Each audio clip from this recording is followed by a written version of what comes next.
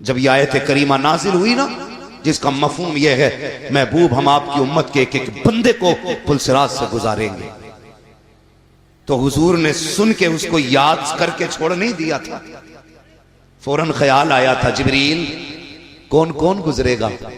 فرمایا بد بھی گزریں گے، نیک بھی گزریں گے۔ کہا پھر؟ کہا یا رسول اللہ جو نیک ہوں گے وہ پار ہو جائیں گے، جو گناہگار ہوں گے وہ کٹ کے جہنم میں گر جائیں گے۔ کیا ہونا چاہیے تھا؟ بات چھوڑ دی جاتی کہ جیسا کریں گے ویسا بھریں گے، لیکن قربان جاؤ اپنے نبی پر۔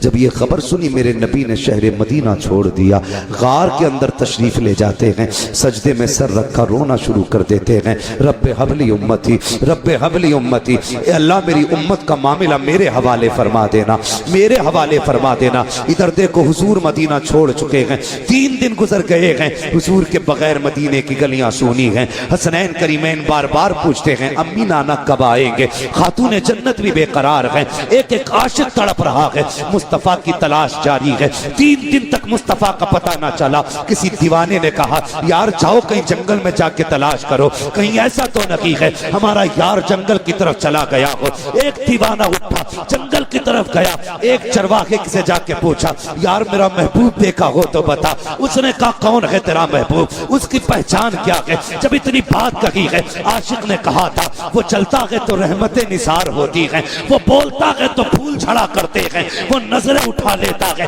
تقدیر بدل دیتا ہے، وہ پل کے جھکا دیتا ہے شام ہو جایا کرتی ہے۔ کہا کون ہے ایسا؟ کہا میں نے تو ایسا نہیں دیکھا ہے، لیکن اتنا ضرور ہے شام میں ایک سامنے غار ہے، اس کے اندر کوئی شخص ہے جو اس درد سے روتا ہے کہ میری بکریاں بھی اس کا رونا سن کر کے چرنا چھوڑ دیتی ہیں، اور غار کے دروازے پہ منہ رکھ کے بیٹھ جایا کرتی ہیں، جب تک وہ روتا رہتا ہے میری بکریاں بھی روتی رہتی ہیں۔ اللہ اکبر مالک نے کہا تھا، لیکن تعجب کی بات یہ ہے کہ وہ روتی ہیں، کھاتی پیتی نہیں ہے، کمال یہ ہے بھوکی رہتی ہے، دودھ ہر دن سے زیادہ پیا کرتی ہے۔ سبحان اللہ، نعرہ تکبیر، نعرہ رسالت۔ حضرت علامہ مفتی حماد میاں صاحب قبلہ خلیفہ حضور اویس باللہ، نعرہ تکبیر، نعرہ رسالت۔ کا دودھ ہر دن سے زیادہ دیتی ہیں۔ وہ سمجھ گئے یہ کرم تو رب نے محبوب کی آواز میں رکھا ہے۔ جب آ گئی ہیں جوش رحمت پہ ان کی آنکھیں، جلتے بجھا دیے ہیں، روتے ہنسا دیے ہیں، میرے کریم سے کر قطرہ کسی نے مانگا، دریا بہا دیے ہیں، درے بے بہا دیے ہیں۔ دوڑے گئے غار کے پاس، دیکھا حضور ہیں، بے قرار ہو گئے، پلٹ کے آئے مدینہ شریف، ابو بکر عمر بے قرار ہیں، مل گئے مصطفیٰ، مل گئے، سب دوڑ پڑے، کیا کہہ رہے ہو؟ کہا حضور مل گئے۔ کہا کہاں ہے؟ کہا میں نے غار میں روتے ہوئے دیکھا ہے۔ خدا کی قسم جو صحابہ محبوب کے بدن پہ کسی کی غلط نظر اٹھنا گوارا نہیں کر سکتے، وہ ان کی آنکھ کا آنسو کیسے برداشت کر سکتے تھے؟ توڑ لگا دی جس نے جیسے سنا۔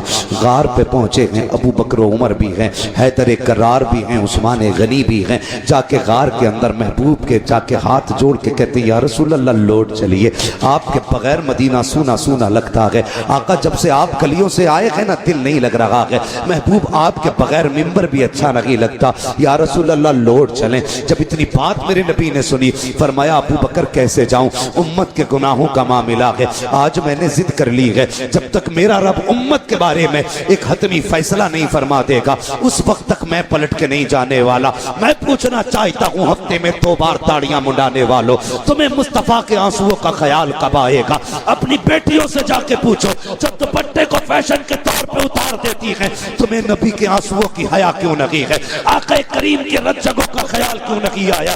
ذرا سوچ تو سکی۔ میرے نبی کہتے ہیں ابو بکر کیا کروں، امت کا غم مجھے جانے نہیں دیتا ہے، نہیں جاؤ، مجھے نہیں آنا ہے جب تک میرا رب امت کے بارے میں کوئی فیصلہ نہیں فرما دیتا ہے۔